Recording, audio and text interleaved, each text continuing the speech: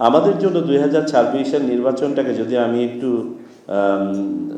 Analogy draw করি, আমি যদি একটু মেটাফরিক্যালি বলি, অনেকটা হচ্ছে লাইনচ্যুত ট্রেনকে লাইনে ফেরত এনে আবার চালানো শুরু করা, বেয়ার মিনিমাম রিপেয়ার করে কিছু কিছু যন্ত্রাংশ রিপ্লেস করে অন্তত গতি দেওয়া।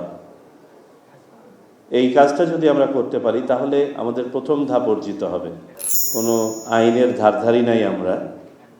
এই যে 2007-8 সালে যে বিধানগুলো করা হলো, সংশোধন পরিমার্জন করা হলো, এগুলো আর ঘষা মাজা করার সুযোগ পাইনি আমরা বাকি 3টা নির্বাচনে।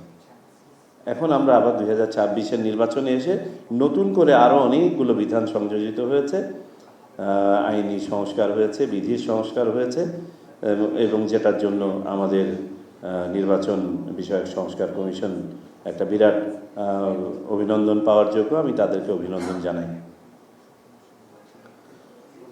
এটা বলার উদ্দেশ্য হচ্ছে যে আমাদের কিন্তু এখনও কিছু হিপস অ্যান্ড হাইটস রয়ে যাবে, অনেক রেপলস রয়ে যাবে, যেটা আমাদেরকে এই নির্বাচনের পরে আবারও রিভিজিট করতে হবে, এবং অনুরূপভাবে সামনের 2-3টা নির্বাচনে আমাদেরকে এগুলোকে স্মুথ আউট করে করে করে করে একটা খুব সুন্দর গ্রাউন্ড তৈরি করতে, যাতে করে আমরা ডিবেটের জায়গাগুলো কমিয়ে ফেলতে পারি এবং স্বচ্ছতর জায়গাগুলোকে যেন আমরা এক্সপ্যান্ড করতে পারি, আরও স্বচ্ছ করতে পারি।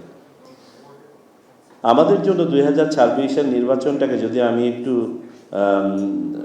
অ্যানালজি ড্র করি, আমি যদি একটু মেটাফরিক্যালি বলি, অনেকটা হচ্ছে লাইনচ্যুত ট্রেনকে লাইনে ফেরত এনে আবার চালানো শুরু করা, বেয়ার মিনিমাম রিপেয়ার করে কিছু কিছু যন্ত্রাংশ রিপ্লেস করে অন্তত গতি দেওয়া। এই কাজটা যদি আমরা করতে পারি তাহলে আমাদের প্রথম ধাপ অর্জিত হবে। তারপরে আমাদের সাবসিকুয়েন্ট ইলেকশনগুলোতে আমাদের আরও উন্নততর, কারণ আমাদের প্রত্যাশা অনেক এবং যৌক্তিক প্রত্যাশা।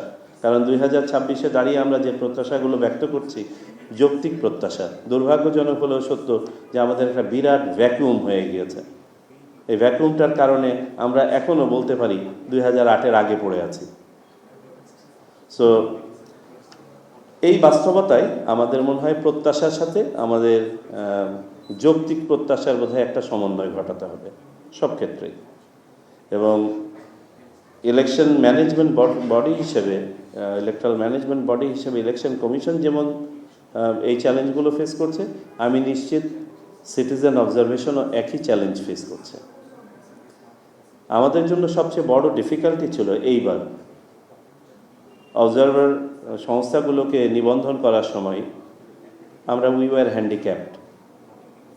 আমরা একটা কনস্ট্রেইন্ট ফেস করলাম। কনস্ট্রেইন্টটা হচ্ছে কি, গত 3টা নির্বাচনে, এই যে সাজানো নির্বাচনে বা বিতর্কিত নির্বাচনে, আনফর্চুনেটলি একটা good number of citizen observation organisations যারা ইনভলভ ছিলেন এবং যথাযথভাবে তাদের দায়িত্ব পালন করে নাই মর্মে আমাদের কাছে প্রতীয়মান হয়েছে, তাদেরকে আমরা নিবন্ধন দিতে পারিনি।